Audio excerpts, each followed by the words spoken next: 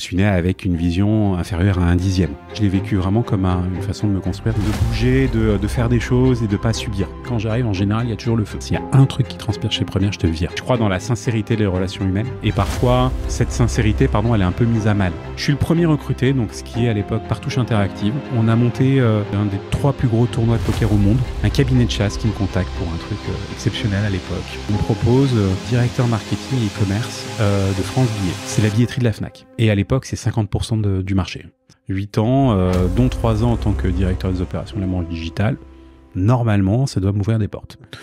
Bon, j'étais un peu optimiste. Bref, je suis pas pris, KO debout, je parle pas pendant 3 jours. Moi, à ce moment-là, qu'est-ce que je représente, moi, Hugo, pour ces gens-là? Tout le monde s'en fout. À un moment donné, je me dis, peut-être je peux être indépendant finalement. Qu'est-ce que j'ai à perdre en fait?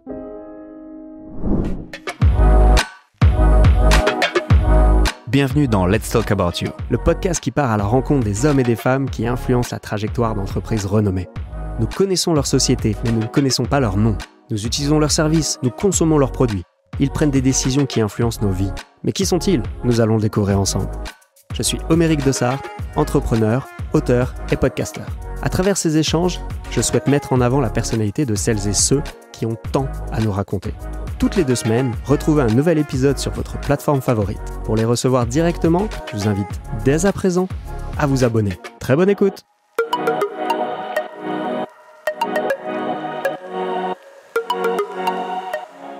Aujourd'hui, nous avons le plaisir d'accueillir Hugo de Feigny-Rouvière, directeur e-commerce de transition chez U. Hugo est un professionnel du marketing digital et du e-commerce. Ses expériences l'ont porté au travers de plusieurs entreprises renommées comme Partouche, Lacoste, Boucheron, Courir et plus récemment U. Partons à la découverte de cet homme curieux, passionné et orienté résultat, qui a fait le choix de mettre son expertise au service des entreprises tout en conservant sa liberté d'indépendant. C'est parti! Bonjour Hugo. Bonjour Oméric. Vous allez bien? Très bien et vous? Ça va très très bien. Hugo, première question, est-ce qu'on peut se tutoyer? Avec plaisir Oméric. Super. Est-ce que tu peux nous dire quel est ton état civil? Oui, c'est une question facile. On commence, c'est bien. On commence cool. Toujours. Donc, je m'appelle Hugo de Feigny-Rouvière, j'ai 45 ans, je suis marié, j'ai 2 enfants, je suis né en banlieue parisienne, à Clamart. Et d'ailleurs, on n'est pas très loin. Présentement, on se retrouve à Malakoff aujourd'hui. Et je suis marié, j'ai 2 enfants. Et je suis freelance dans la vie. Très bien. Et actuellement, tu es freelance? Je suis en effet en mission depuis 9 mois maintenant, mais on aura l'occasion d'y revenir, en tant que directeur e-commerce pour une enseigne de la grande distribution. On a le droit de la citer? On peut la citer, c'est Système U, qui a été renommé récemment et qui est devenu Coopérative U. Très très bien. Hugo, est-ce que tu peux nous parler de ton enfance? Comment était-elle? Alors, j'ai eu une enfance assez heureuse. Hein. J'ai grandi dans le 15e arrondissement, donc, un arrondissement plutôt quali. Après, il se trouve que je suis né avec un handicap léger, mais un handicap visuel, qui était assez prononcé à l'époque, qui est un peu moins aujourd'hui, mais qui m'a quand même pas mal impacté dans mon enfance et qui m'a d'ailleurs, on y reviendra un peu plus tard, je pense aussi pas mal façonné. Donc voilà, dans ce que je suis aujourd'hui, ce handicap, contre lequel il a fallu que je me batte, littéralement, fait qu'aujourd'hui, je suis quelqu'un qui a un tempérament plutôt... en général, plutôt fonceur, même si j'ai tendance pas forcément à le montrer, à être plutôt discret, mais je suis quelqu'un qui a plutôt tendance à se bouger, voilà, à pas laisser les choses venir à lui. Mais sinon, après, au-delà de ça, j'ai grandi dans le 15e avec 2 parents aimants, j'ai une sœur. J'étais dans une bonne école, dans un bon collège, un bon lycée, et donc j'ai bien grandi, on va dire, voilà. Et juste pour revenir sur ton handicap, quand tu dis c'était une difficulté, c'était pour toi par rapport à la lecture, par rapport à la concentration, ou c'était par rapport au rapport aux autres? Les deux. Alors, j'ai eu la chance d'avoir des amis très bienveillants dans mon enfance. Quand je vois aujourd'hui la jeunesse, je suis un peu plus circonspect de cette bienveillance, mais c'est vrai que voilà, je suis toujours proche d'un certain nombre d'entre eux, on se voit de temps en temps, et ils ont été toujours, voilà, ils ont eu ce regard et cette approche très bienveillante me concernant. Mais pour tout te dire, en fait, j'avais un handicap qui faisait que, on parle en 10e de vue, d'accord? Je suis né avec une vision inférieure à 1/10. Voilà. Donc, il a fallu que je me fasse opérer 5 fois dans ma jeunesse et à une époque où, en fait, on n'opérait pas comme on opère aujourd'hui.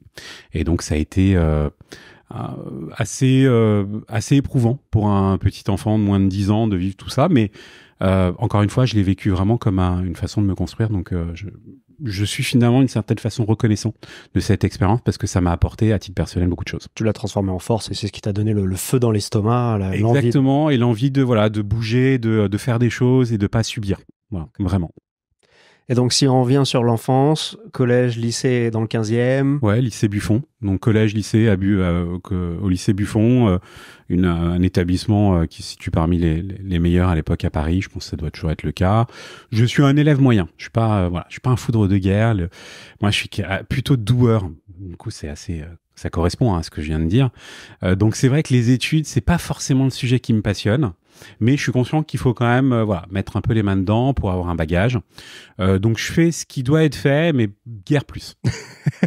Juste, voilà. Et tu savais ce que tu voulais faire? Tu savais dans quelle orientation? Ouais. À l'époque, moi, j'étais passionné de cinéma. J'adorais le ciné. J'étais vraiment, c'était ma vie.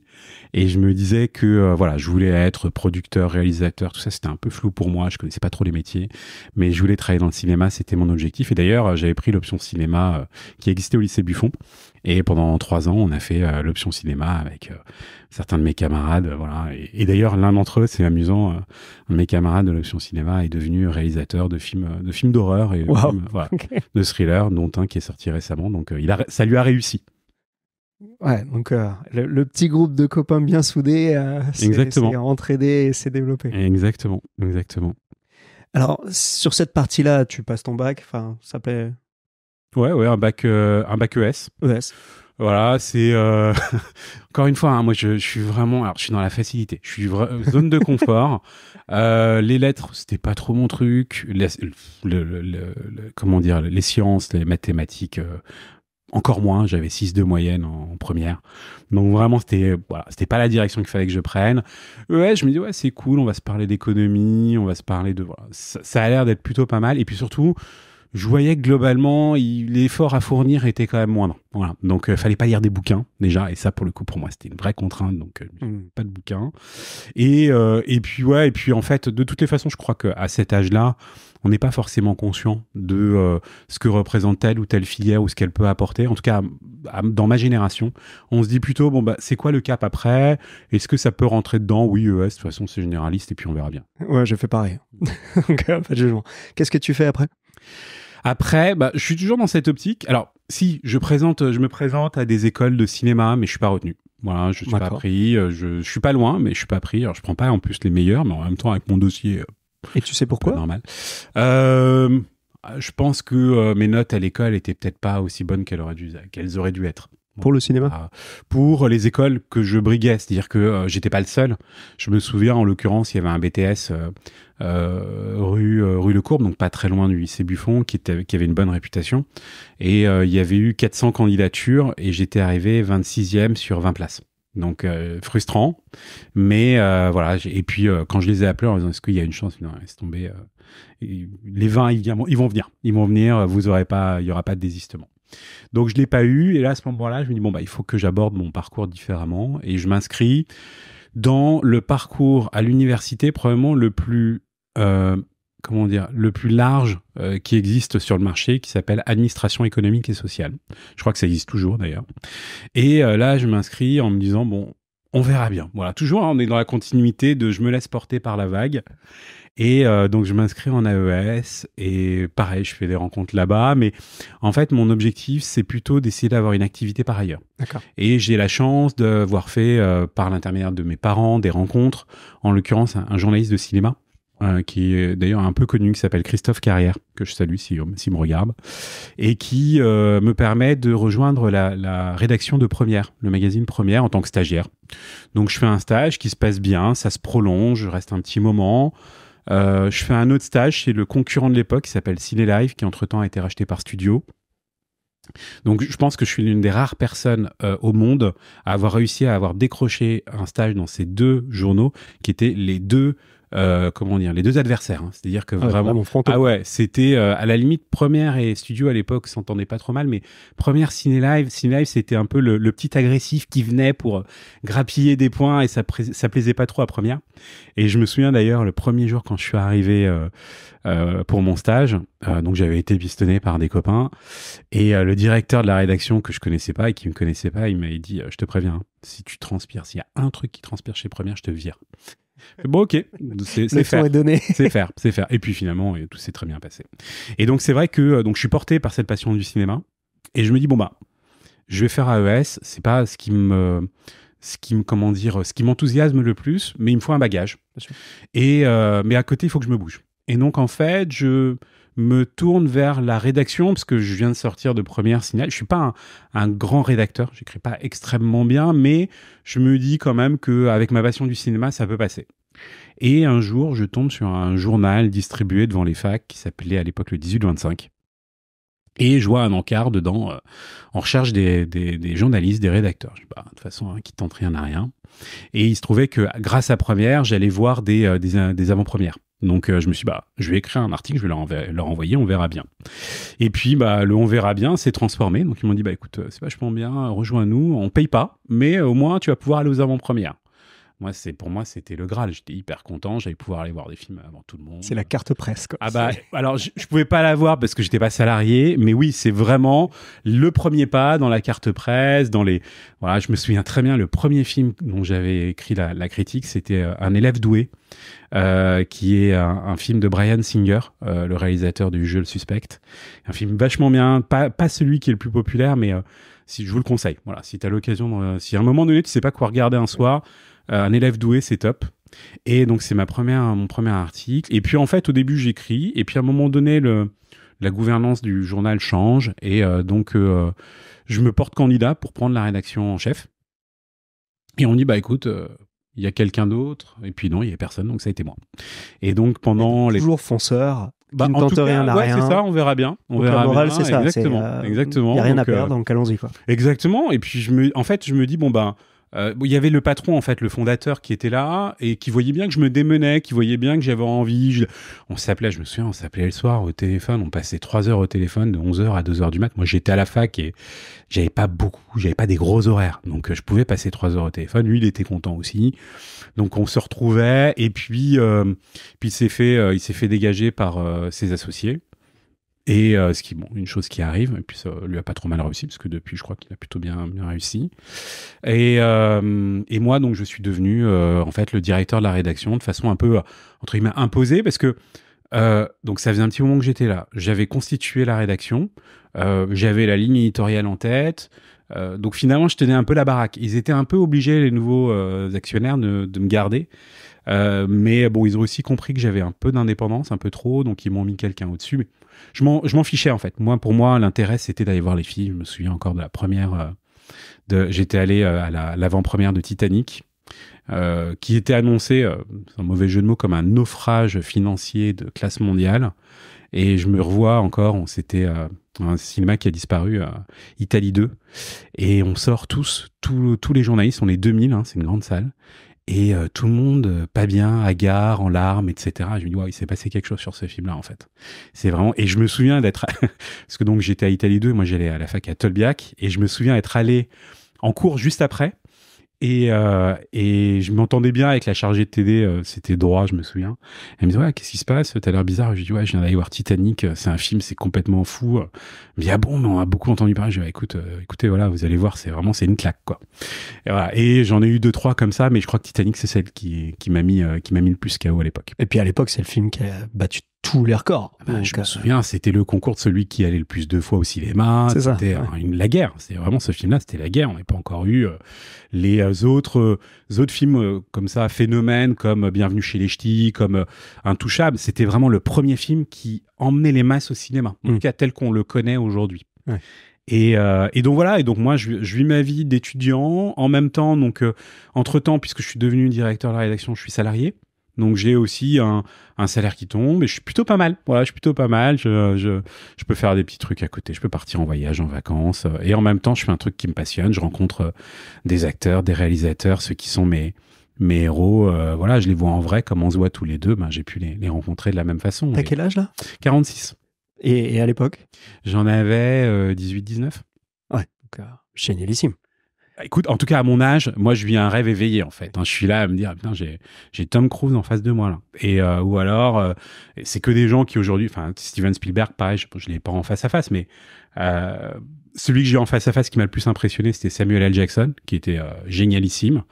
Et puis après, il y a les Français aussi. Il y a Jean Reno, qui est un gars assez étonnant. Voilà, quelqu'un d'assez bourru de prime abord. Et puis après, en fait, très humain. Voilà, donc on fait ces rencontres-là, on voit des gens, il y en a, évidemment, moi je représente pas grand-chose, je suis un petit journal, donc je suis pas celui dont on se souvient après, mais à titre personnel, ça me fait des souvenirs que j'oublierai jamais. Bien sûr.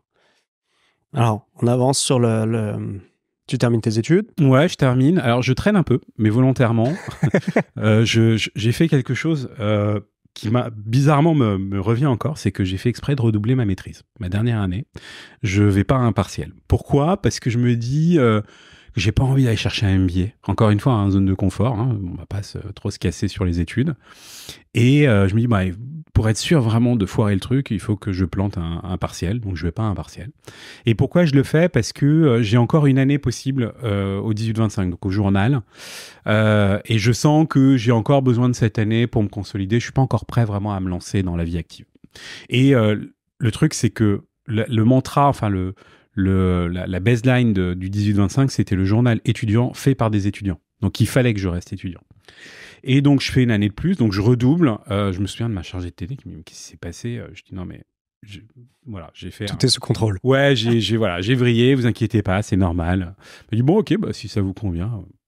Et donc, j'ai refait une autre année. Et je sors de là, le 18-25 se termine, la boîte dépose. Et ce qui est normal, en fait, on est... le 18-25 était assez avant-gardiste parce qu'il se lançait à un moment donné où c'était la presse gratuite qui émergeait. Mais on n'avait pas encore les métros de l'époque ou les 20 minutes. C'était même avant. Donc, et entre-temps, il y a le 11 septembre qui rebat les cartes des investissements médias. Et donc, on n'arrive plus à financer en fait le journal. Et de façon assez logique, les fondateurs qui étaient une régie publicitaire, qui était à l'époque la régie de Voltage, MFM et Énergie en local, ils y trouvent, ils rentrent plus dans leurs frais et ils traversent aussi une période compliquée, donc ça s'arrête. Et moi, à ce moment-là, question, où est-ce que je vais? Et je suis passionné de cinéma, donc je me dis, autant rester dans cet univers, et je pars dans l'édition de droit. Donc, je pars dans une boîte qui achète et qui vend des droits audiovisuels. D'accord. Typiquement, le téléfilm un peu fatigué du mercredi après-midi sur France 3.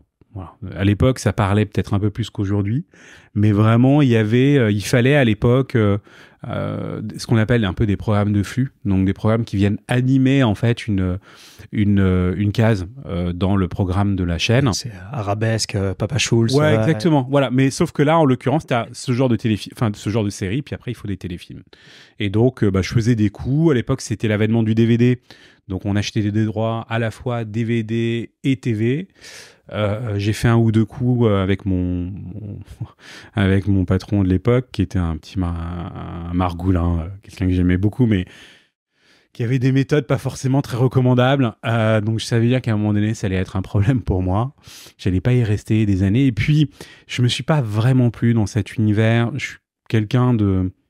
je crois dans les relations humaines et je crois dans la sincérité des relations humaines. Et parfois... Cette sincérité, elle est un peu mise à mal. On se dit un peu, ouais, tu me prends dans les bras, tu me fais des câlins et des bisous, mais en fait, c'est un peu, j'y crois pas vraiment. Et donc, je me dis, c'est pas forcément le milieu pour moi. Je fais une année sabbatique exceptionnelle. Je pars à travers le monde. Je fais, pendant 6 mois, je commence par, je me souviens même plus tellement, j'en ai fait beaucoup des pays. Voilà, j'ai fait le Vietnam, j'ai fait les US, j'ai fait le Brésil, j'ai fait l'Égypte, j'ai fait la Thaïlande, j'ai fait l'Espagne, la Grèce, vraiment beaucoup de pays. J'avais besoin de voyager, ma mère était hôtesse de l'air, pas précisé, donc c'était la dernière année où je pouvais profiter des voyages faciles, et j'en ai bien profité. Et donc je reviens de cette expérience c'est une des plus belles années que j'ai faites de ma vie. Et sachant qu'en plus de ça, en parallèle, j'avais aussi travaillé en Espagne. Comment dire, j'avais donné un coup de main à mon père qui avait repris un restaurant là-bas, une paillote. Donc pendant 2 mois, j'ai travaillé dans une paillote. C'était exceptionnel. Et donc je reviens de là et je me dis bon ok, il faut que je pense un peu plus grand. Ça va être très limité pour moi là, ce que je suis en train de vivre en ce moment. Et je fais la rencontre de ma compagne qui est devenue ma femme et la mère de mes enfants, qui rejoint le groupe Partouche dans une filiale en fait qui accompagne les personnes dépendantes au jeu. Et là, on est donc en 2005 et c'est l'avènement du digital, l'internet, le balbutiement du e-commerce, tout ça. Et je me dis bon ok, c'est pas ma formation, mais de toute façon, je suis généraliste, j'ai appris la comptabilité, j'ai des petits cours d'informatique, on verra bien. Et donc, et je me souviens, en fait, ma femme me dit, écoute, ouais, ils sont en train de monter un truc, là, un groupe Partouche, ça a l'air d'être énorme, ils veulent monter une filiale digitale, je sais pas trop ce qu'ils vont faire, mais voilà, si tu veux, je peux te présenter quelqu'un. Et en effet, donc on m'introduit, et on me dit, bon, bah écoute, c'est quoi ta vision, en fait, de groupe Partouche, comment on pourrait s'inscrire dans le jeu en ligne, tout ça. Et vu que ma femme était un peu à l'intérieur, je lui avais pris 2-3 idées, je m'étais un peu renseigné aussi sur ce qui se faisait. Et on me dit, écoute, fais-nous une lettre de motivation. Et ma lettre de motivation, je me souviens, elle faisait 26 pages. C'était un dossier. C'est un dossier. Voilà, c'était un dossier. C'est un business plan. Exactement. Et je leur ai dit, voilà, moi, ma vision de votre business, c'est ça, ça, ça et ça.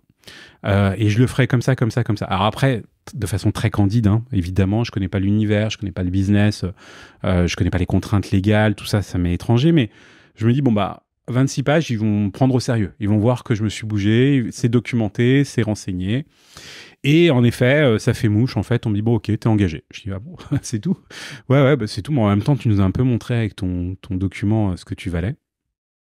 Donc, vas-y, viens, on te prend et on va bien voir. Et je suis le premier recruté, donc ce qui est à l'époque Partouche Interactive, qui a pour ambition de devenir la filiale du jeu en ligne du groupe Partouche. Grosse filiale en perspective. Potentiellement, ouais, et puis avec des moyens, des ambitions, un groupe qui est assez agressif, donc finalement qui rejoint un peu ma façon de fonctionner, donc une façon assez fonceuse. Et je me dis, c'est cool, en fait, je m'inscris là-dedans. Alors j'ai peut-être, d'un point de vue purement déontologique, un petit sujet sur le jeu, parce que je viens pas de là, et voilà, avec ma morale judéo-chrétienne, j'ai quelques réserves, en fait, sur ce que le jeu représente, mais je me dis, de toutes les façons, à un moment donné, il va falloir aussi que j'y aille et que je mette un peu de côté mes états d'âme. Et j'y vais. Et j'y vais à corps perdu, littéralement. Vraiment, je me consacre à fond là-dessus et ça paye. Ça paye. J'y passe 8 ans et dans les 8 ans que j'y passe, déjà, c'est une aventure humaine. Moi, ça a été une aventure phénoménale. J'ai rencontré des gens, dont certains qui sont devenus des amis, encore aujourd'hui. Et j'ai vécu une véritable aventure humaine du lancement d'une entreprise à sa fermeture, parce que Partouche Interactive, en tout cas, tel que je l'ai connu moi, n'existe plus. Beaucoup de filiales qui ont été fermées.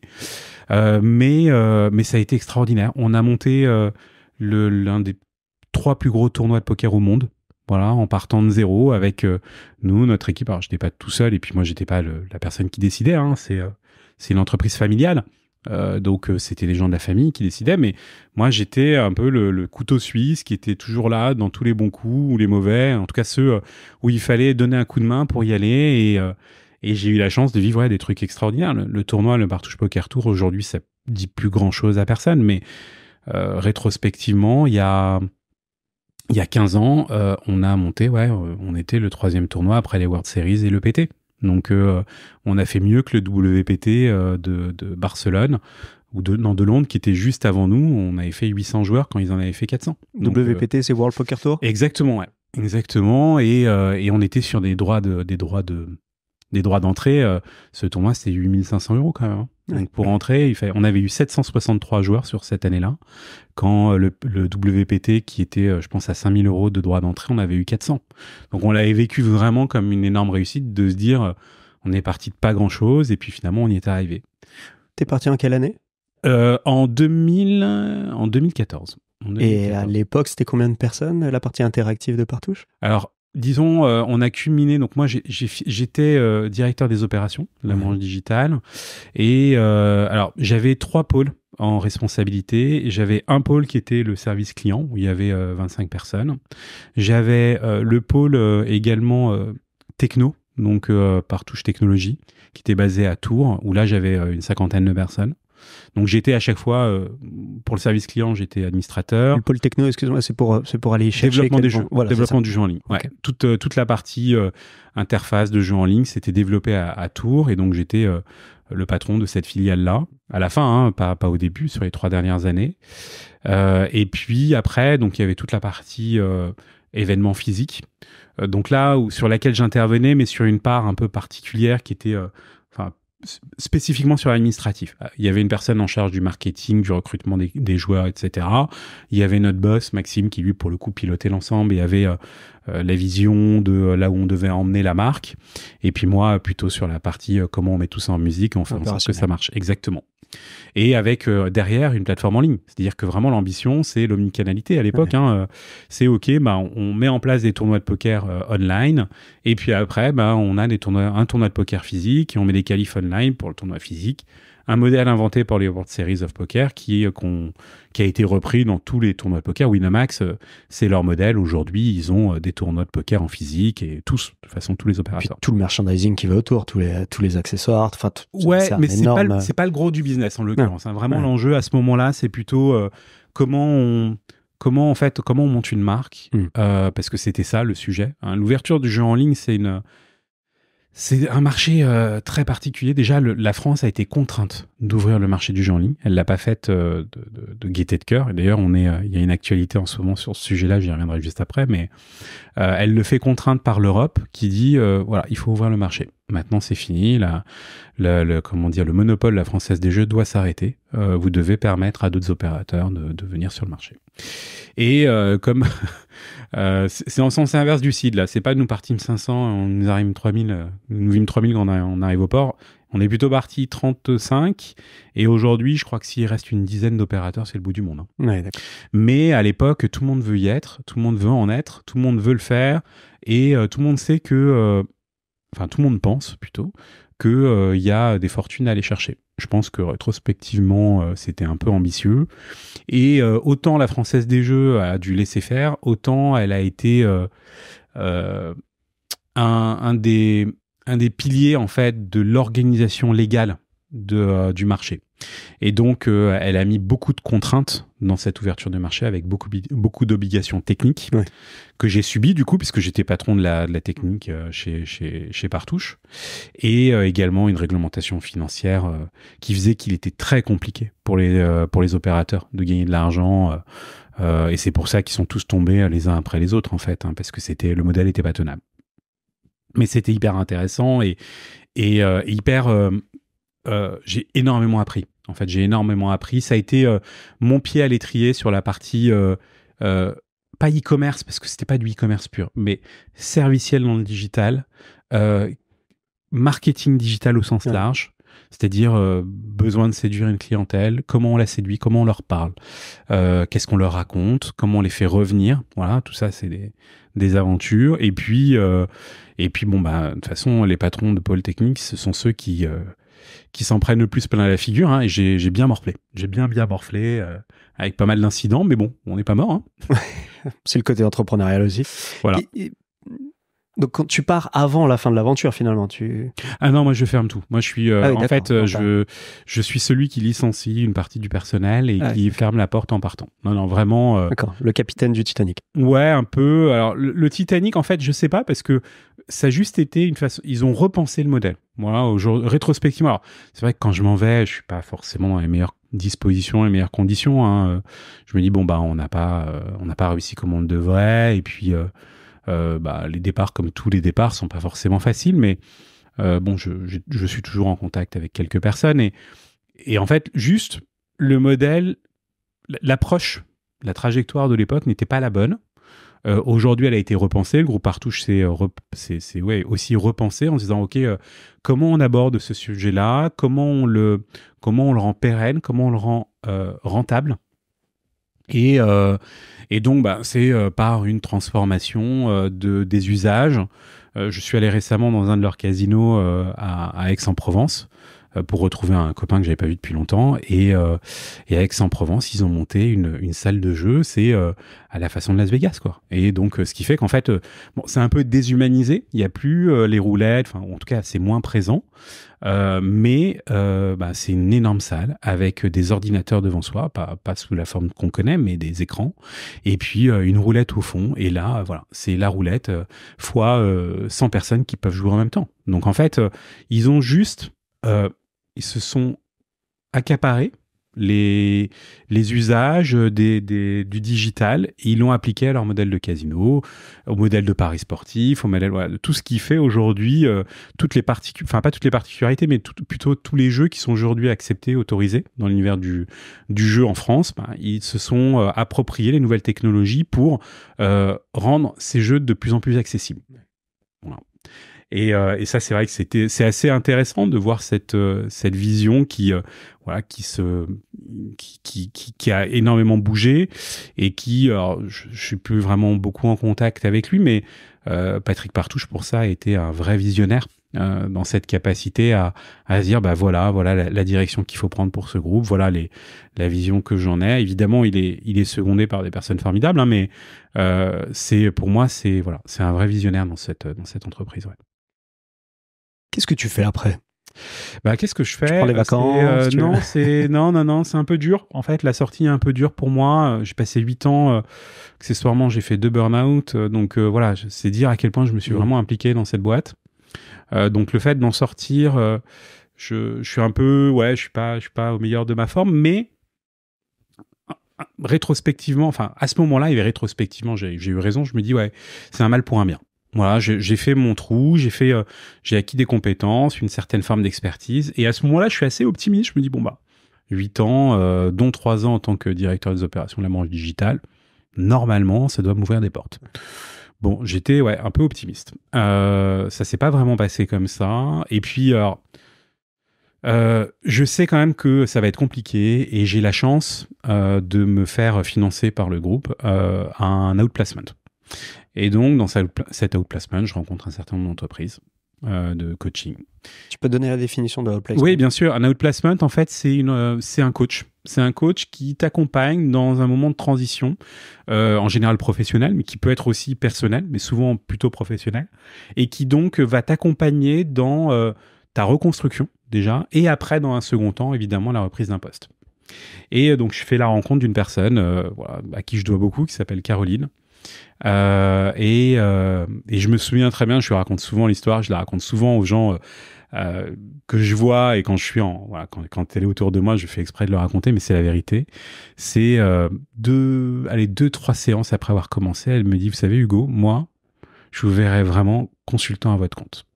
Et à cette époque-là, ma femme est enceinte, moi je sais pas du tout où je vais.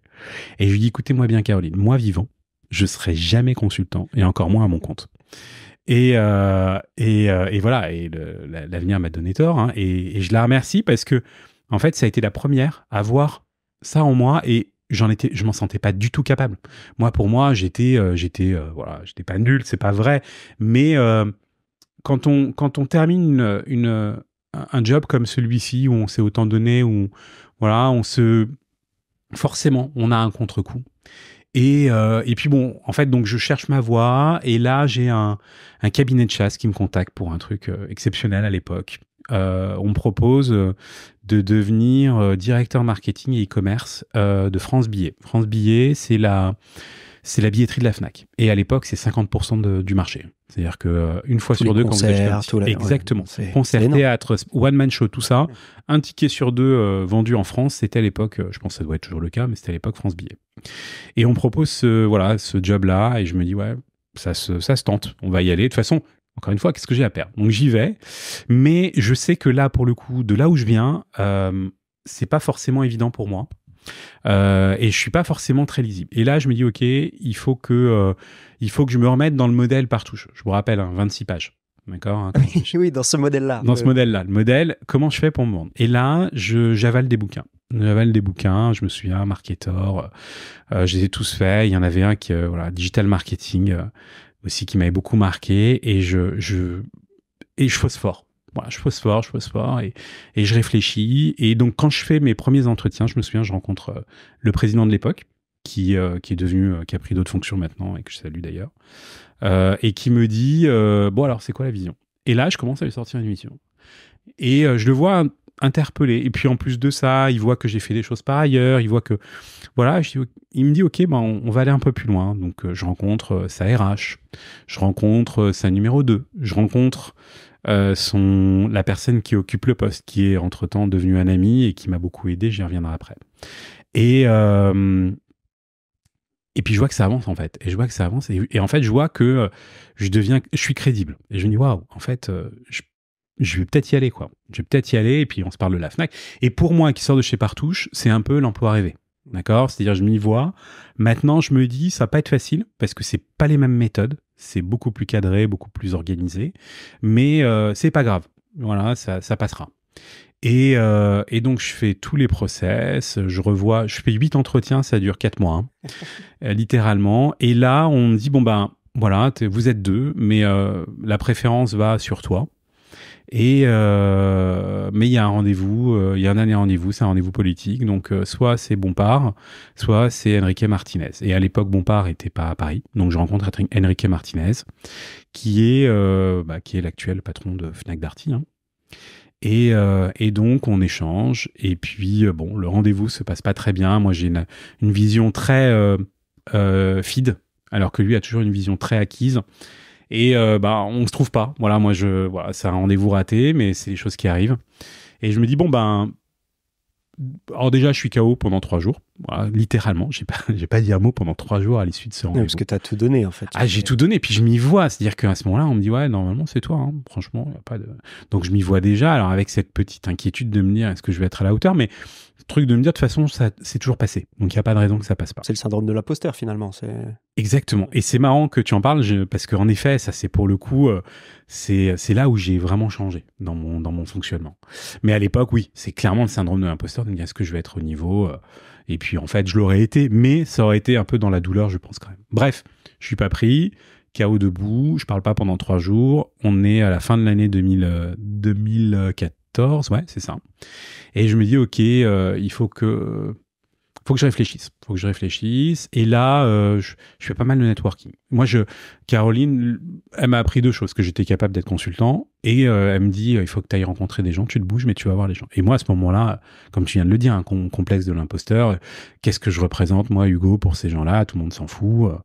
Et puis bon, finalement, les gens veulent bien me rencontrer, donc j'y vais, et puis je rencontre, puis je vais sur des salons, je rencontre des fondateurs, je rencontre les fondateurs à l'époque de YouSign, que j'ai accompagné pendant quelques mois. J'ai rencontré, j'ai travaillé avec des gens de chez Partouche qui avaient monté une boîte, et puis en fait, à un moment donné, je me dis, peut-être je peux être indépendant finalement. Peut-être c'est possible, ça va. Très bien, je les facture quand même. Alors, je les facture, mais je suis sur du portage. Ouais, je trouve ce modèle de portage et je me dis, voilà, ça passe, c'est intéressant. Et je me dis, OK, on est en été et je me dis, je me laisse l'été, je pars en vacances et je réfléchis. Et je réfléchis. Je me dis, finalement, qu'est-ce que j'ai à perdre, en fait? Voilà, dans le pire des cas, ça marche pas et puis, tant pis. Et puis, écoute, rétrospectivement, on en parlait tout à l'heure avant de l'entretien, mais récemment, j'ai eu mes 4 premiers mois d'intercontrat, alors que ça fait quasiment 10 ans que je suis indépendant. Donc, j'ai toujours enchaîné. Mais, tu disais tout à l'heure, et c'est intéressant, ce fameux complexe de l'imposteur, c'est ma plus grosse faille à ce moment-là. Parce que je me dis, non, mais qu'est-ce qui va faire que les gens vont me faire confiance, en fait? Moi, pourquoi moi et pourquoi? Et là, je me dis, OK, si je me lance là-dedans, le complexe de l'imposteur, je l'oublie, en fait. Je l'oublie et je vais vous expliquer après pourquoi je souris, mais je l'oublie et j'y vais et ça passe, et tout passe. Et donc, je l'oublie. Et puis, j'y vais et je commence évidemment par des TPE, je passe sur des PME. Et tu vois, juste une petite chose qui est super intéressante, c'est que dans ta personnalité, tu fonces. Ouais. Et à partir du moment où tu te dis, oui, mais si je veux le faire, j'oublie mon complexe de l'imposteur, ta personnalité est couplée avec le fait de se dire, si je tombe, je tombe. Mais en fait, à partir du moment où tu es en mouvement, tu tombes pas. Et ça, c'est, je pense, quelque chose qui limite énormément de gens qui hésitent à aller chercher de l'indépendance, à se lancer à leur compte.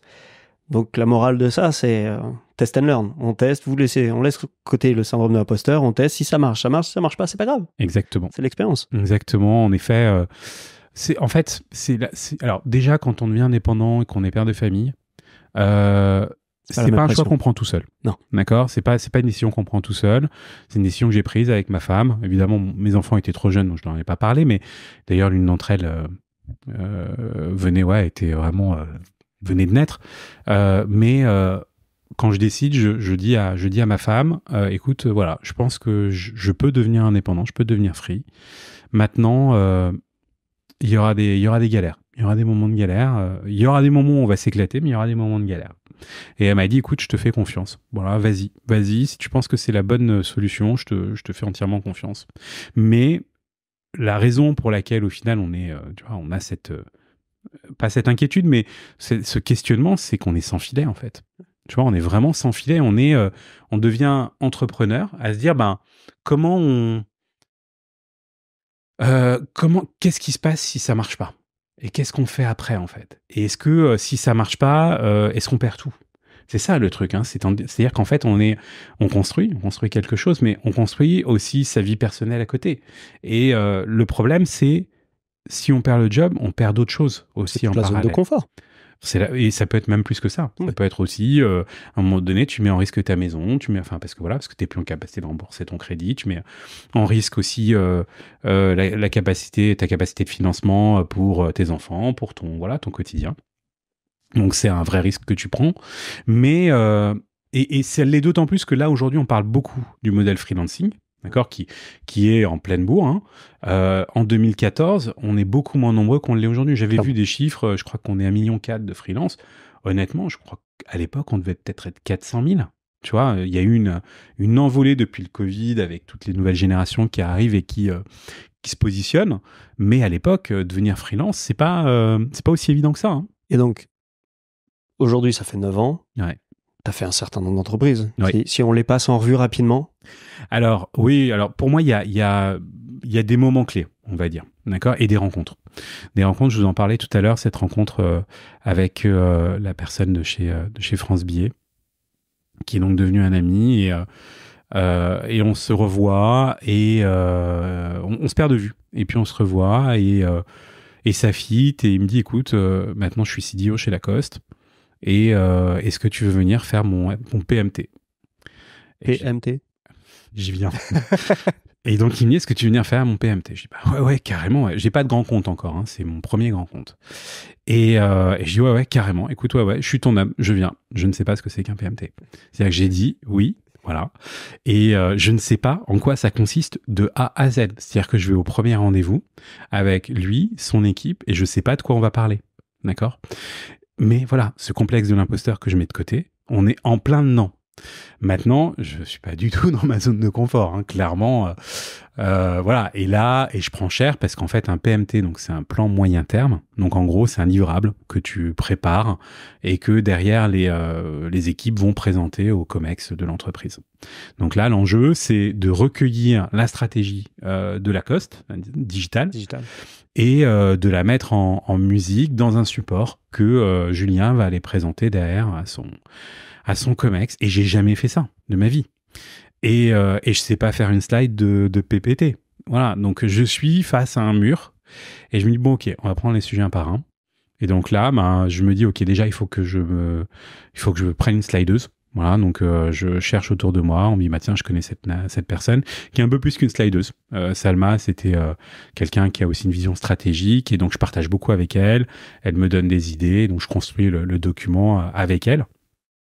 Et donc je délivre dans des conditions. Alors ça se passe pas forcément bien tous les jours, hein, mais globalement je délivre, et quand on fait le bilan avec Julien à la fin, je dis, bon, alors qu'est-ce que t'en as pensé ? Non, moi franchement je suis très content, la prochaine je te reprends. Je dis, bon, écoute, maintenant je peux te le demander, ça veut dire quoi PMT ? Et là je revois encore son visage qui se décompose en se disant, waouh, je lui ai confié un truc, je savais même pas ce que c'était.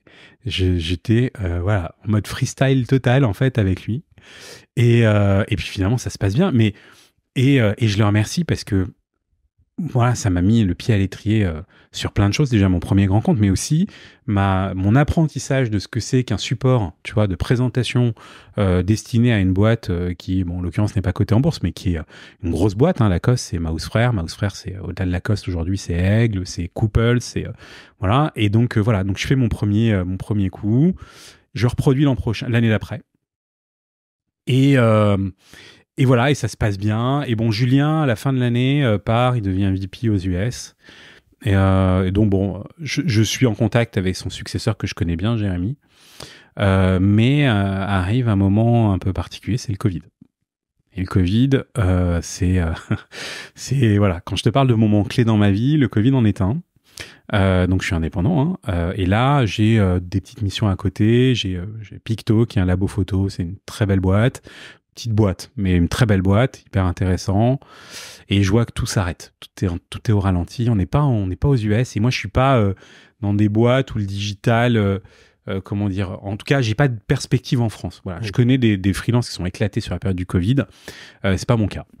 Et moi, je vois le mur qui arrive et je me dis, ok, il faut que je me bouge. Donc Julien est à New York et j'ai un autre ami que je salue aussi s'il regarde la vidéo, qui lui est aux US, entre les Émirats et les US. Il m'a beaucoup aidé aussi dans ma carrière et lui est à Miami et je me dis je vais aller les voir tous les deux, on verra bien en fait. Et donc je pars aux US à 12h de la fermeture des frontières. Donc Trump annonce la fermeture des frontières et je me dis voilà, si je veux aller les voir, parler un peu avec eux, ouvrir mes chakras, voir s'il y a des choses, c'est maintenant ou jamais. Donc je prends l'avion, l'un des derniers avions qui fait Paris. Alors, au début, je me dis, je vais aller voir mon ami à Miami. Et j'appelle Julien qui me dit, écoute, moi, je suis travel ban, je reste à New York, on bouge plus. Qu'est-ce que tu vas faire à Miami? Je vais voir mon ami. Il me dit, écoute, viens me voir à New York et après, tu vas à Miami. Donc je fais Paris-New York. Le jour donc, de la fermeture des frontières, on est le 13 mars 2020. J'arrive dans un JFK déserté. Déserté. L'avion était plein. Donc ça, pour le coup, c'était tous les Américains. Que les agents de sécurité, parce qu'à JFK, il n'y a que ça. Mais non, mais je plaisante pas. J'y étais un mois avant. J'étais allé à New York en février. J'avais fait 1h30 d'attente pour passer la douane. Là, je passe la douane en 3 minutes. Ouais. Et je me dis, waouh, il est en train de se passer vraiment quelque chose. Mais les US ont une semaine de retard. C'est-à-dire qu'en fait, aux US, quand nous, en France, on annonce la fermeture des écoles, les écoles sont encore ouvertes aux US, les restaurants sont encore ouverts, tout ça, Et donc, je suis à New York, à 6000 km de chez moi, à 6000 km de ma femme, de mes enfants, à me dire que si je tombe malade aux US, je perds ma maison, hein, parce que littéralement, voilà, quand on est malade aux US, soit on va dans le public et c'est toi et ta chance, soit tu vas dans le privé et ça te coûte une fortune. Mais je me dis qu'en fait, c'est le coup que je dois jouer, en réalité. Et donc je pars là-bas et je fais 4 jours à New York où je vois le monde s'écouler autour de nous. Donc Julien, sa femme, ses enfants, eux sont entre eux. Moi, je suis loin de tout le monde, mais j'ai quand même cette chance d'être avec Julien et voilà, entre guillemets en famille, et on vit un moment hyper fort. Et puis finalement, et on est dans ce truc de est-ce que je vais pouvoir aller à Miami? Et à Miami, je dois voir mon autre ami qui est une personne assez proche. Parce que si tu y vas, c'est pour trouver des missions en fait. Alors, soit des missions, mais en tout cas aussi m'ouvrir des chakras. En fait, de me dire, c'est des gens qui connaissent beaucoup de monde, c'est des gens qui peuvent aussi peut-être avoir des besoins. Et puis voilà. Et puis en fait, je me dis aussi, c'est un moment que je dois vivre. En fait, le truc, c'est que c'est même, en fait, c'est une intuition que j'ai de partir. Je sais pas ce que je vais chercher là-bas. Je sais pas ce que je vais trouver là-bas. Ouais, je me dis juste, il faut que j'y aille. Ouais. Mais c'est vraiment marrant parce que alors, j'ai ma famille, ma femme, je lui dis, je vais à New York. Elle me dit, pardon. Enfin, t'as vu ce qui se passe? Il y a une pandémie internationale. Là, il y a quand même Emmanuel Macron qui vient de fermer les écoles. Tu vas à New York, tu vois, je vais à New York. Je me souviens de ma tante, de mes parents. Mon père comprend, lui, étonnamment, mais ma tante et tout le monde me dit, mais t'es sûr vraiment c'est le bon move à faire? Parce qu'on a encore plein de sujets. Ouais. Donc on va peut-être faire une V2. Mais quelle est la mission que tu prends et quelle est après ouais, en fait, en deux mots en effet, tu as raison. Et donc je reviens, du temps se passe et on me propose une mission pour la maison Boucheron. Voilà, pour la maison Boucheron, pour devenir en fait directeur e-commerce de la maison Boucheron, en tout cas pour lancer à l'époque le site e-commerce. Donc première expérience e-commerce pure. Chez Lacoste, c'est quand même le cas aussi. Hein. Je veux dire, on est quand même pour faire du digital, c'était au sens large avec la partie. Exactement. Mais c'est vrai que là, l'ambition, c'est de lancer le premier site e-commerce de la maison. Et donc, c'est vrai que je la fais courte, mais sans ce voyage, il n'y aurait pas eu Boucheron, d'une façon ou d'une autre. Et là, pour le coup, Boucheron, pour moi, c'est le step d'après. Voilà, tu vois, quand je te dis des dates clés, je pars dans ce projet, je suis conscient que pour moi, c'est un projet énorme. Et je me lance aussi à corps perdu dans ce projet-là. On est dans le Covid, donc compliqué. C'est en mois de juin 2020, hein, on est encore en plein dedans. Et finalement, on va acheter des bijoux et des montres à ce moment-là. C'est ça. C'est il y a quand même cette nécessité de rendre accessible en fait la vente des produits de la maison au plus grand nombre. Et donc l'ambition, c'est d'ouvrir le premier site e-commerce très vite. Et alors j'arrive en cours de route, hein, mais j'arrive et on lance ce projet à la date prévue, précisément, et au budget prévu. Et donc ça se passe très bien. On a tout s'est bien mis en musique, ça s'est bien organisé. Et donc, on me propose de rester et de continuer à organiser, on va dire, le e-commerce de la maison. Donc, j'y reste 2 ans et demi. 2 ans et demi à être donc directeur des opérations. Directeur et à ton e-commerce, compte ou en CDI? Je suis toujours en free. Je suis toujours en free. Ouais, toujours. À un moment donné, se pose la question de les rejoindre. Et puis, finalement, ça se concrétise pas pour plein de raisons. Boucheron, c'est Kering. Hein. Donc, à l'époque, moi, de mon côté, je me dis, j'adore mon statut de consultant, mais c'est dur de dire non à Kering. Donc, je suis vraiment à l'écoute. Et puis, finalement, on se rejoint pas. Et puis, finalement, mon sponsor principal s'en va. Et la personne qui arrive est une personne qui a un profil assez similaire au mien. Donc, assez logiquement, je sens que c'est bientôt la fin. Et donc finalement, je passe 2 années et demie extraordinaires, pareil. Des rencontres. Alors, je passe quand même, hein, si on se fait rapidement le parcours, petite TPE, PME, Lacoste qui est fashion premium, et là je bascule dans le luxe, mais le luxe le plus total. Hein, on se parle de Kering et le VMH, 3 groupes de luxe mondiaux. Et là, je découvre un modèle de travail, une façon de fonctionner où on prend le temps, où on organise des choses, où tout est très structuré. Donc, mais là, je suis dedans. Je suis vraiment au cœur du réacteur et je vois les choses, je vois les gens avec aussi une bienveillance qui n'est pas forcément toujours le cas dans les entreprises, dans les marques de luxe. Des gens extrêmement intéressants, extrêmement cultivés, extrêmement ouverts et passionnants. Et vraiment, je fais 2 ans et demi passionnant. Je suis un peu frustré de partir, mais bon, à un moment donné, voilà, hein, ça a un début, ça a une fin, c'est normal. Donc, tu démarres après une mission chez Courir. Exactement. Qui dure combien de temps? Qui dure 9 mois. Je remplace donc, autant chez Boucheron, donc je monte le e-commerce, je suis pas tout seul à le monter, hein, mais j'arrive pour ça. Et là, là, chez Courir, je remplace une personne qui est en congé maternité. D'accord. Et je fais de la direction de projet, en fait. Là, la personne que je remplace est responsable MOA, et donc l'enjeu, là, c'est de reprendre son périmètre et de lancer les différents projets de l'entreprise. Donc là, je passe dans la chaussure. Hein. On fait le suivi. Hein. Je suis sur le polo. Ensuite, je suis sur le bracelet et la bague, les boucles d'oreilles. Et là, je passe sur la pompe. Donc, c'est intéressant. Après, c'est ce qui fait la richesse de mon métier aussi. C'est qu'en fait, j'ai pas une industrie. J'ai 15 industries différentes pour lesquelles j'ai travaillé. Et ça, c'est passionnant. Et là, après Grande Distrie. Et là, Grande Distrie, en effet, ça se termine. Je passe quelques mois d'intercontrat et quand soudain, un jour, U me contacte et me dit, voilà, est-ce qu'on cherche quelqu'un? Est-ce que ça t'intéresse? Oui, ça m'intéresse. Moi, j'ai jamais fait de Grande Distrie. Alors, je sors de la distribution quand même avec Courir, donc je sors pas de nulle part. En plus de ça, j'avais aussi travaillé pour Passion Beauté, qui est une coopérative, sachant que U, c'est aussi une coopérative. Donc j'ai quelques atouts pour moi, mais surtout c'est un bon feeling en fait avec donc le CDO de l'enseigne et avec également la directrice marketing qui voit manifestement en moi quelqu'un qui pourrait reprendre. Alors pareil, je suis dans le remplacement d'une personne qui elle pour le coup est en arrêt prolongé. D'accord. Et tu as combien de personnes dans l'équipe? Alors là, présentement, j'en ai entre 20 et 25. C'est un peu fluctuant parce que j'ai des gens qui sont partis, des gens que je suis en train de recruter. Normalement, quand tout le monde est là, j'ai 25 personnes dans mon équipe. Et c'est combien, enfin, quels sont les... Tu vois, si on donne une dimension de la partie e-commerce de U, ça ressemble à quoi? La dimension e-commerce, c'est un peu dur à dire parce que au final, chez U, donc c'est une entreprise... Donc, c'est une coopérative. Vous avez donc le modèle coopératif en 2 mots. Hein, c'est un modèle où en fait, ce sont les associés, donc les patrons de magasins, qui dirigent l'entreprise et qui prennent les décisions de façon collégiale. Et après, au-delà des différents magasins qui existent de façon autonome, mais qui interviennent en e-commerce, puisqu'en fait, ce sont eux qui délivrent. Si on se parle vraiment du pur staff en charge de développer la plateforme, etc., là, comme ça, je dirais 300, 400 personnes peut-être, en totalité. Après, c'est une tous les jours. T'as des commandes en permanence. Alors, et puis, il y a plusieurs sites internet. Il y a le Drive. Exactement. Mais au-delà du Drive, tu as aussi d'autres sites. Tu as Magasin U qui est un site qui pousse le track. Tu as plein de choses à maintenir. Et puis, on se parle, Course U, les chiffres sont publics. En 2023, c'est 1 milliard de chiffre d'affaires. Ouais. D'accord ? Donc, on se parle quand même d'une très grosse machine, bien huilée, bien organisée.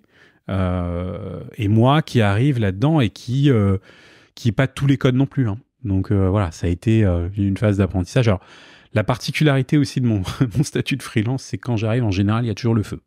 C'est jamais, j'atterris jamais doucement, tranquillement. C'est toujours faut aller vite, faut aller très vite. J'ai pas les 3 mois d'onboarding. Si j'ai 1 mois déjà, je suis content. C'est quoi les next steps? Les next steps, c'est une bonne question. C'est une question que je me pose tout le temps, mais à laquelle j'ai jamais forcément la réponse. Aujourd'hui, je me plais bien chez U. Voilà, donc pour l'instant, mon ambition, c'est de rester. On fait une super année, donc on est vraiment très content. On verra, on fera les comptes à la fin de l'année, évidemment. On va pas non plus sabrer le champagne tout de suite, mais en tout cas, l'année est bonne. Et c'est cool en fait parce que ça n'a pas toujours été le cas dans les projets pour lesquels j'ai travaillé. Il y a eu des projets où c'était pas facile. Là, en l'occurrence, c'est une année qui n'a pas été facile non plus, mais où on voit les résultats. Et ce que je trouve passionnant moi dans l'univers de la grande distrib, c'est qu'en fait, on est vraiment dans le modèle action-réaction. Oui. C'est-à-dire, il se passe un truc, allez hop, on rebondit. Et là, c'est vrai que quand j'arrive en début d'année, c'est compliqué, le contexte est compliqué. Et on se faisait la réflexion là, cette semaine de se dire, de là où on vient, le chemin qu'on a parcouru en l'espace de quelques mois, il est phénoménal. Vraiment. Mais on y est arrivé aussi parce que on s'est mis aucune barrière, qu'il y a les moyens qu'il faut. Et en fait, ce modèle... Si on regarde un peu l'univers de la grande distrib aujourd'hui, il se compose de 2 façons. Il y a d'un côté ce qu'on appelle les intégrés, les Carrefour, Auchan, Casino, d'accord, qui sont donc des groupes qui ont leur propre magasin. Et puis après, il y a les indépendants, donc Intermarché, Leclerc et U. J'en oublie, il y en a d'autres, mais ce sont les plus gros. Et en fait, quand on regarde aujourd'hui le marché, ceux qui se portent le mieux, c'est les indépendants. Les intégrés, je pense qu'il ne vous a pas échappé que Casino était en difficulté, en train de se faire dépecer. Auchan a changé de gouvernance, je crois, 6 fois en 2 ans. Et Carrefour, Carrefour va pas trop mal, mais Carrefour injecte énormément d'argent dans son recrutement et en fait est en permanence en phase de cost killing. Donc, ce qui fait que c'est pas forcément très très évident aujourd'hui de travailler chez Carrefour, je pense. Alors attention, chez les intégrés, c'est pas c'est pas vers tous les jours, c'est pas toujours facile, mais il y a une super dynamique. Voilà, qui est portée par des patrons de magasins qui ont une vision, qui ont une expertise et qui savent où ils veulent aller, oui. et qui se battent pour ça. C'est-à-dire qu'en fait, les modèles coopératifs, c'est des modèles où les directeurs de magasins s'impliquent, les associés s'impliquent. Exactement. Donc moi, à titre personnel, dans la fonction de la personne que je remplace, j'ai un binôme, donc une personne qui a une directrice de magasin et qui m'accompagne. C'est pas qu'elle m'accompagne, c'est qu'en fait, je lui présente tous mes sujets et on en parle, on échange et voilà. Et c'est pour ça que je disais tout à l'heure, c'est l'univers. U, c'est une boîte qui est pilotée par les associés. Et nous, en fait, on est le service support qui vient, qui leur amène des idées, qui leur amène une stratégie. Et après, c'est les associés qui décident de la direction dans laquelle ils veulent. Avec leur expertise terrain. Exactement. Et je trouve ça hyper intéressant. Merci beaucoup, Hugo. Il nous reste une dernière partie. Ouais. C'est la partie speed questionnaire. Donc en fait, je vais te poser une question. Je vais te faire 3 propositions et tu me choisis la première qui te passe par la tête. Ça marche. Café, thé, chocolat chaud? Thé. Matin, après-midi, soir? Ça a changé. Oui. Avant, j'aurais dit le soir. Là, aujourd'hui, je dirais le matin. Théâtre, cinéma, livre? Cinéma. Encore aujourd'hui? Toujours. Été, hiver, printemps, automne? Été. Moi, je suis été. Travail au bureau, télétravail, coworking? Travail au bureau, je pense. Même si j'aime bien le télétravail, mais travail au bureau, je pense qu'on va y revenir de plus en plus. Bon, là, j'ai vu que les boîtes américaines, Amazon, ouais, etc. Ouais. Ah ouais, Ubisoft aussi. J'ai vu que... Alors, ils étaient full télétravail, ils sont en train d'imposer télétravail partiel, mais oui, je pense qu'on y revient. Après, en fait, je pense que le modèle 3 jours, 2 jours, c'est très bien. Très, très bien. Mais quand on est dans un fonctionnement en projet, et ce qui est toujours notre cas, on a besoin de voir les équipes, c'est important. Bon, on va transmettre le mot à Morgan Stanley et aux autres. Basket, bijoux ou polo? Alors, si je parle intérêt, je dirais plutôt montre précisément. Si je parle passion, enfin pardon, le choix en fait en tant que business, ouais, je serais peut-être aussi même, enfin tout en fait, tout parce que à chaque fois ça m'a apporté. Donc je peux pas vraiment faire de choix là. Je suis désolé, mon joker, j'ai le droit à un joker. Attends, j'ai un joker. Allez, c'était mon joker. Innovation, tradition, disruption.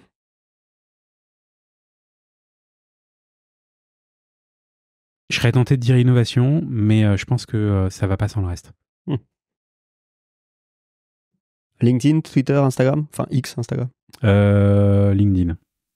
Même si je suis pas très présent, mais j'y vais très souvent. Voyage d'affaires, voyage de loisirs ou séjour à la maison?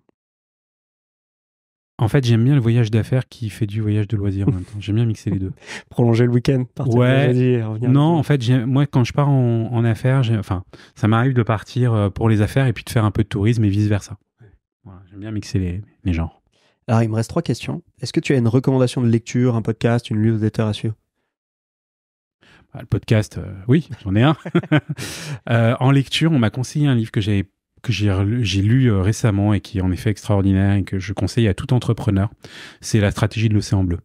C'est vraiment un super bouquin et ça apprend à voir le business différemment et ça ouvre vraiment les chakras. Océan bleu, océan rouge. Exactement. Voilà, t'es plutôt dans des océans rouges par contre. Alors, tout dépend. Avec des services bleus, mais... Ouais, alors je pense en réalité justement, et c'est un peu en tout cas chez U, c'est le message que j'essaie de faire passer, c'est que ça ne sert à rien de ressembler aux autres. Il faut être soi-même. Voilà. Est-ce que tu as un ami, une connaissance que tu me recommandes d'inviter sur le podcast? Oui, je crois que j'ai déjà fait d'ailleurs. Je ne sais pas s'il a donné suite, mais il me semble, oui, en effet, Nicolas de la Grave. Si tu as l'occasion, viens, tu vas voir, c'est chouette. Nicolas, le message est passé.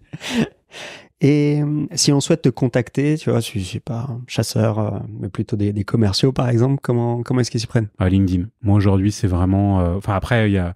Je veux dire, voilà, on met mon nom quelque part. L'avantage, c'est que, contrairement à Marc Dupont, Hugo de Fenier-Auvergne, normalement, il n'y en a qu'un dans le monde. Donc, voilà. Et j'ai suffisamment de laisser de traces sur Internet pour qu'on me retrouve. Je connais ça.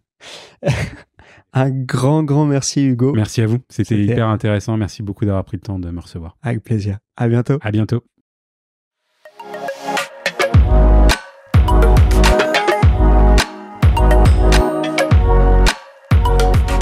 Merci de nous avoir accordé votre attention et j'espère que cet échange vous a plu.